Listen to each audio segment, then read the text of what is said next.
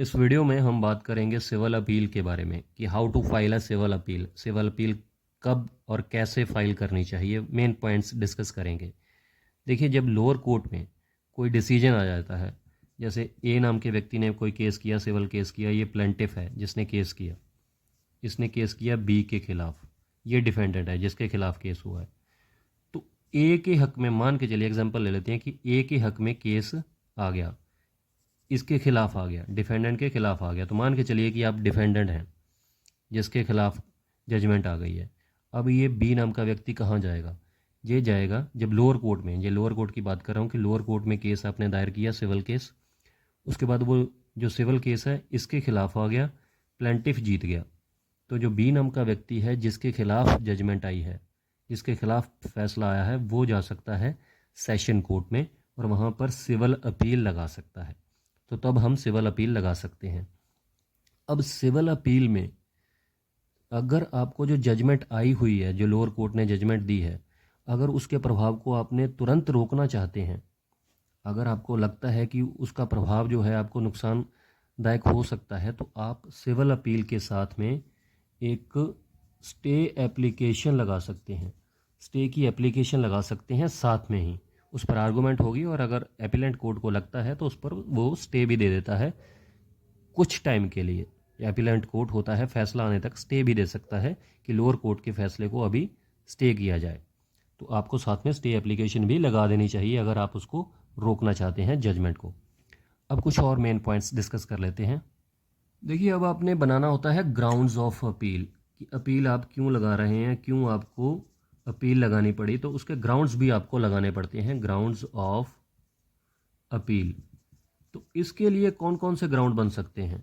देखिए, एक तो आपने जो रिटन स्टेटमेंट दी है लोअर कोर्ट में जिसमें जजमेंट आ चुकी है, जो आपने रिटन स्टेटमेंट दी थी, जो आपने जवाबी दावा दिया था, मैं डिफेंडेंट की तरफ से बोल रहा हूँ, अभी एग्जांपल ले रहा हूँ कि हम डिफेंडेंट हैं और हम केस हार चुके हैं।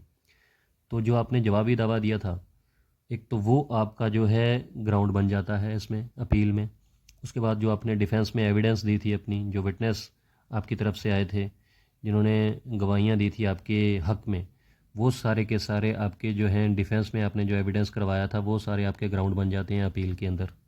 जो भी फैक्ट आपने क्रॉस में, प्लेंटिफ के जब क्रॉस किया था, उनके विटनेसेस का क्रॉस किया था, जो भी आपने अपने डिफेंस में आपके हक में जो बातें आई थी, वो सारे ग्राउंड्स बन जाते हैं। और कई बार क्या होता है कि जो इशू फ्रेम किए जाते हैं, देखिए एविडेंस से पहले हर एक कोर्ट सिविल केस के अंदर इशू फ्रेम करती है दोनों की प्लीडिंग से, जो प्लेंटिफ होता है उसकी प्लेंट से और जो डिफेंडेंट होता है उसकी रिटन स्टेटमेंट से।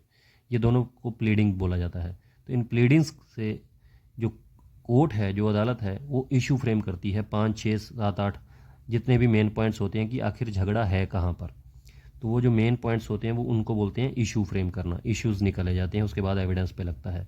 तो कई बार क्या होता है कि कुछ इश्यूज़ पर डिस्कस करना रह जाता है जजमेंट में, कई बार कुछ इश्यूज़ रह जाते हैं जजमेंट के अंदर। तो अगर आपको लगता है कि कोई इशू जो कि आपके हक में था और वो जजमेंट में रह गया है, तो वो भी आपका ग्राउंड बन जाता है अपील के अंदर। तो उसके बाद जो एपीलेंट कोर्ट होती है वो क्या करती है, वो चेक करती है सारे के सारे आपके ग्राउंड्स, जो आपके ग्राउंड्स ऑफ अपील होते हैं ना, ऑटोमेटिकली वो रिटन आर्गूमेंट बन जाते हैं। इसीलिए ग्राउंड्स ऑफ अपील लगाना साथ में ज़रूरी है। वो ऑटोमेटिकली आपके जो हैं रिटन आर्गूमेंट बन जाएंगे एपीलेंट कोर्ट के अंदर। एपीलेंट कोर्ट क्या करती है, उसके बाद पूरा डिटेल में चेक किया जाता है कि कोई इशू डिस्कस करना रह तो नहीं गया या कोई इशू और फ्रेम किया जाना चाहिए था। तो अगर एपीलेंट कोर्ट को ऐसा कुछ लगता है तो रिमांड बैक कर सकती है केस को। रिमांड बैक का मतलब ये होता है कि जो एपीलेंट कोर्ट है वो वापस भेज देती है उस फाइल को, उस केस को उसी कोर्ट में, उसी निचली अदालत में जहाँ पर जजमेंट दी गई थी, और उनको डायरेक्शन दी जाती है कि ये फाइल, ये केस आपको रिमांड बैक किया जाता है, इस पर दोबारा से आपको इशू फ्रेम करना है या दोबारा से आपने एविडेंस करवाना है, कोई भी डायरेक्शन देकर उसको दोबारा से रिमांड बैक कर दिया जाता है। उस पर दोबारा से जजमेंट के भी ऑर्डर किए जा सकते हैं कि इसके इशू ये वाला फ्रेम नहीं हुआ है या ये इशू रह गया है, इस पर दोबारा से आप पूरी तरीके से एविडेंस करवाइए और दोबारा इस पर जजमेंट दीजिए। तो रिमांड बैक हो जाती है फाइल। या फिर अपील डिसमिस भी हो सकती है, या फिर अपील अलाउ भी हो सकती है। तो वो अपीलेंट कोर्ट पे डिपेंड करता है, हर केस के अलग अलग सर्कमस्टेंसेस हो सकते हैं। तो ये तरीका होता है पूरा, जो मैंने मेन पॉइंट्स आपके साथ डिस्कस किए हैं कि ग्राउंड्स ऑफ अपील कैसे होती हैं, कौन कौन से हो सकते हैं, उसके बाद जो अपीलेंट कोर्ट है वो क्या क्या फैसले दे सकती है, रिमांड बैक भी कर सकती है लोअर कोर्ट को, या डिसमिस भी कर सकती है आपकी अपील, और आपकी अपील अलाउ भी कर सकती है। ख़ास बात मैं और बताता हूँ कि अपील के अंदर कोई भी एविडेंस नहीं होता है। अपील के अंदर कोई एविडेंस नहीं होता है, सिर्फ आपके जो ग्राउंड्स ऑफ अपील हैं वो देखे जाते हैं, आर्गूमेंट्स होती हैं, उसके बाद अपीलेंट कोर्ट जो है वो ऑर्डर करती है अपना। तो उम्मीद करता हूँ आपको क्लियर हो गया होगा। कोई कन्फ्यूजन रह गई हो तो प्लीज़ कमेंट करके ज़रूर बताइएगा। वीडियो अच्छी लगी तो लाइक ज़रूर कर दीजिएगा, और कमेंट करके बताइएगा वीडियो कैसी लगी। कुछ और पॉइंट्स अगर आप जानना चाहते हैं, लॉ पॉइंट कोई भी जुडिशियल से रिलेटेड, तो आप कमेंट कर सकते हैं। नेक्स्ट वीडियो में इसी तरीके से सिंपल तरीके से बात करेंगे किसी और जुडिशियल पॉइंट के बारे में। चैनल सब्सक्राइब नहीं किया तो सब्सक्राइब ज़रूर कर लीजिएगा। शुक्रिया, धन्यवाद।